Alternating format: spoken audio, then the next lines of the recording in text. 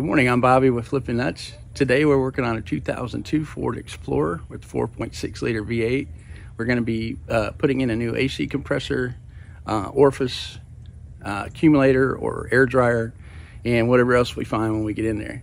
I'm not a certified mechanic. I'm just a regular guy that has to work on his own vehicles because I don't want to spend $100 to $150 an hour to pay somebody else to do something that I think pretty much any of us can do. So with that, I'll take you on a walk around on the truck and show you what we're going to be doing.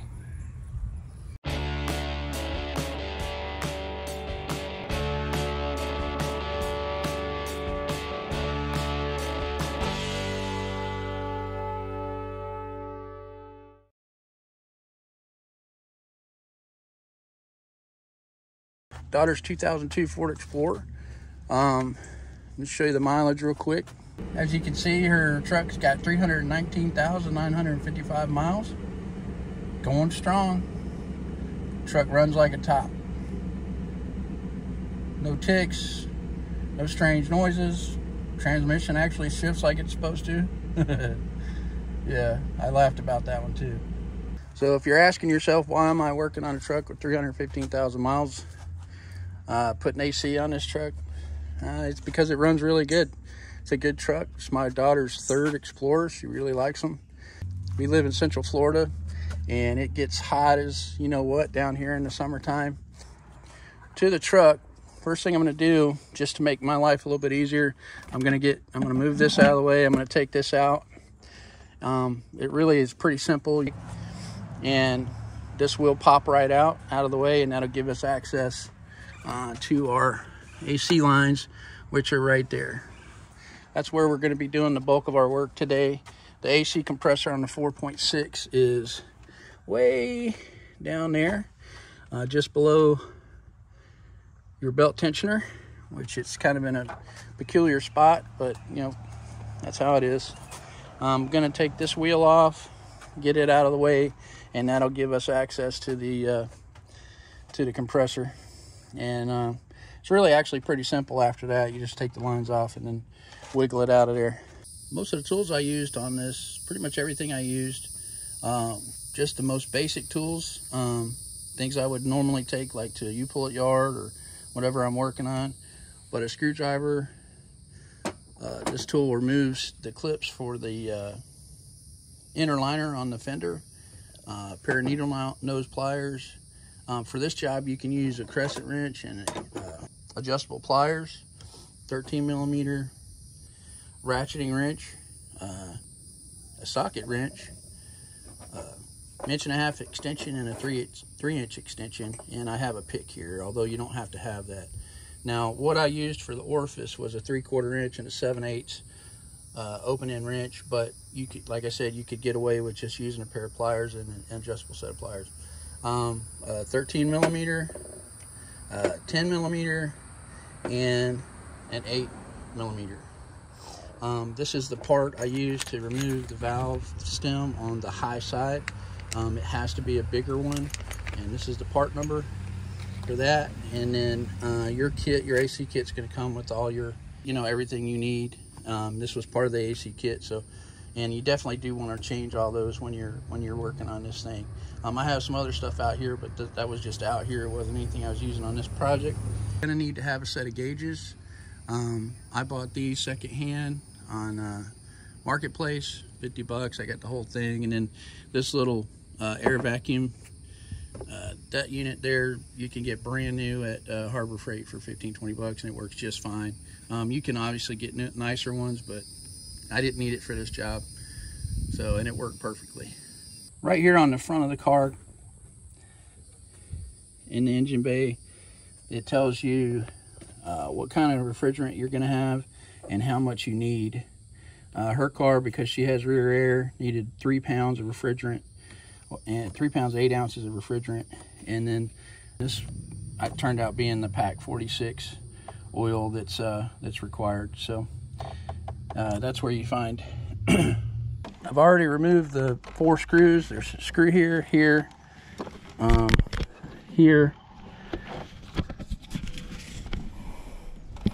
here. And then this just pops off like so. All right, we get that out of the way. You squeeze this down and then pull this out away, and that'll make pulling this off super easy. So I've gotten this loosened up. Gotten this one loosened up. I actually didn't have to loosen this. I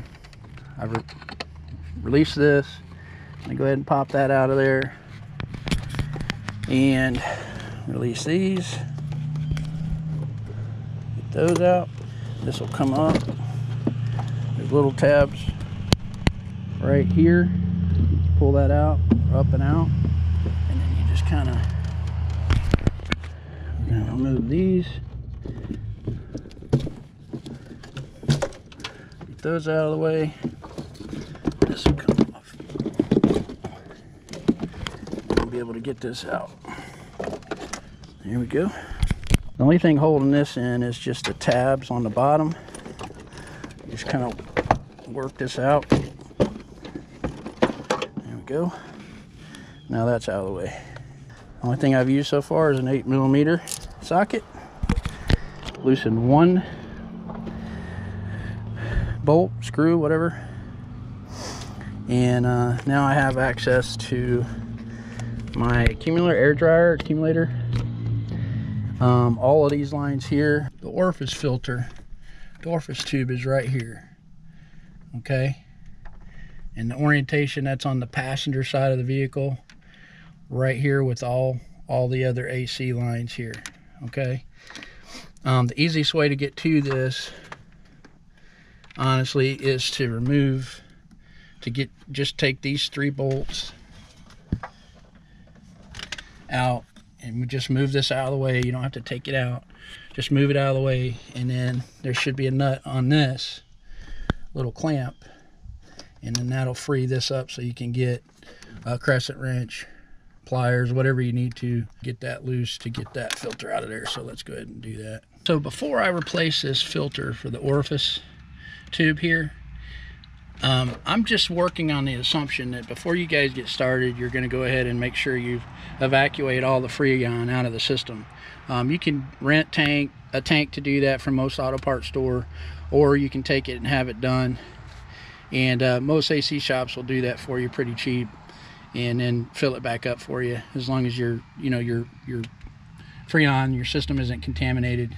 But in this case, and honestly, most of y'all be in the same situation I'm in, there is no pressure in the system at all. So her compressor, and I'll show you in a minute, but her compressor grenaded, so there's absolutely no pressure, no Freon, nothing in the system on this truck. But I just want to make sure you guys knew that. You don't want to start doing this until you make sure that there's no pressure in the system. This is the compressor kit that it came with, all the instructions. Here's the accumulator expansion, or air handler. There's the compressor. Now this kit is supposed to come with the oil and everything that you need to get this system up and running. Here's the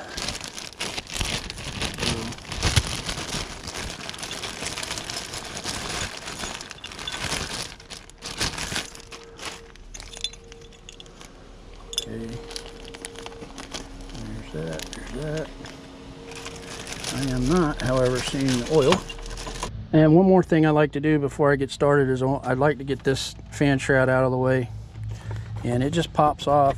It's got 2 little things that hold it on right here. And actually, yeah, right here. So this one's broken. So, oh no, it's not. So with that out of the way, it gives me a little bit better access here to get to my tensioner, my belt tensioner.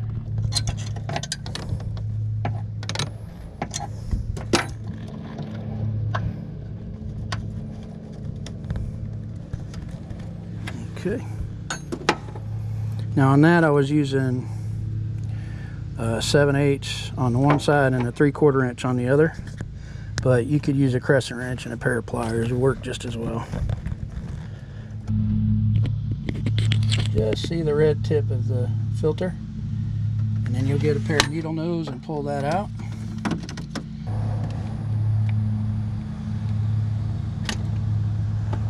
There you go. And there she be. Whenever I'm putting these back in, I always do put oil on here, on these O-rings. And then obviously this one has a new O-ring on it, so should be good. As you can see, I got the new one in there. And now I'll get this one back on.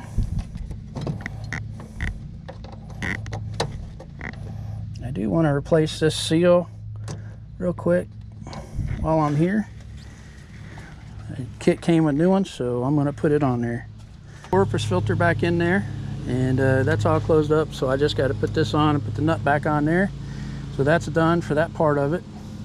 And now I'm going to work on getting the accumulator out, and or air handler, or whatever you want to call it. So what I'm going to do here is just take this nut off, and then this nut off right here, and I should be able to pull, and then this little bolt right here, this bolt off right here, and there's one more down on the bottom that is not on there, and it should pop right out. My 2 new rubber seals on these, and the new one in, and then I'll start tackling the AC compressor, which is the next thing on the list. So get after this.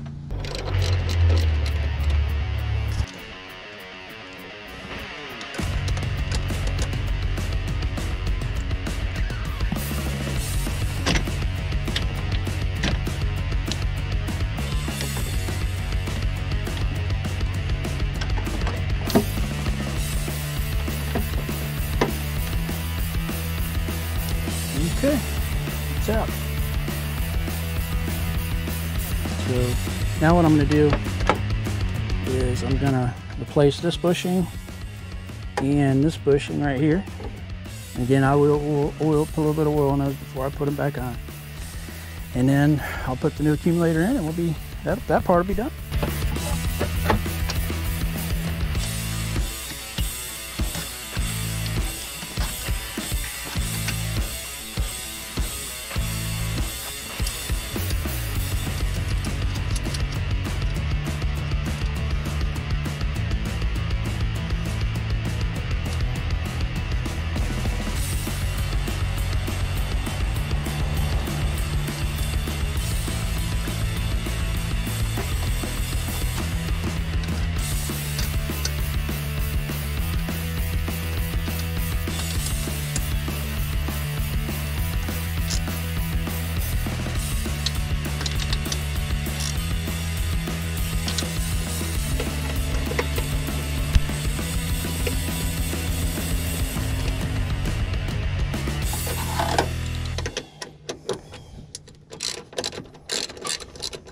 So there's the AC compressor there. Try and get you out of the light. And if you look right there, you can kind of see where it's blown out. And I'm showing you this through the hole that blew out of the side of the inner liner. So anyway, we've got to take this inner liner off. Pretty simple. You just get a screwdriver or one of those little cap removers, and it'll pull right out, and then you'll have access to the bolt. It's still not exceptionally easy to get to these. It's a 10mm right there. So once I get that off, I'm going to pull this away, and I'm going to take this one off, and then there's 2 below it, and pull it down enough to be able to get the wire unplugged, which is right under there, and then it should just come down, and I should be able to wiggle it out. That nut right there is a 13mm, and I just put an open end ratcheting wrench on it, or excuse me, closed. I just used a ratcheting wrench on it, just like that. It comes off pretty easy. It's actually, this one wasn't that tight, so that kind of concerns me, but as you can see, we had catastrophic failure. This clutch is completely seized up, so that was the problem. So just to be safe, I did go ahead and put new O-rings here Those are the old ones. I wasn't certain that they had been replaced, so I went ahead and replaced them. 13 millimeter, that 13 millimeter is in, and that one up top is in. So kind of have to get at that one from the where the inner liner is, but you can do it from either side. And so now I'm going to put the line for the AC back on there and the belt, and we should be good to go. This is what this Explorer calls for. So to put this in, it recommends that you take the valve stem out of the high side of the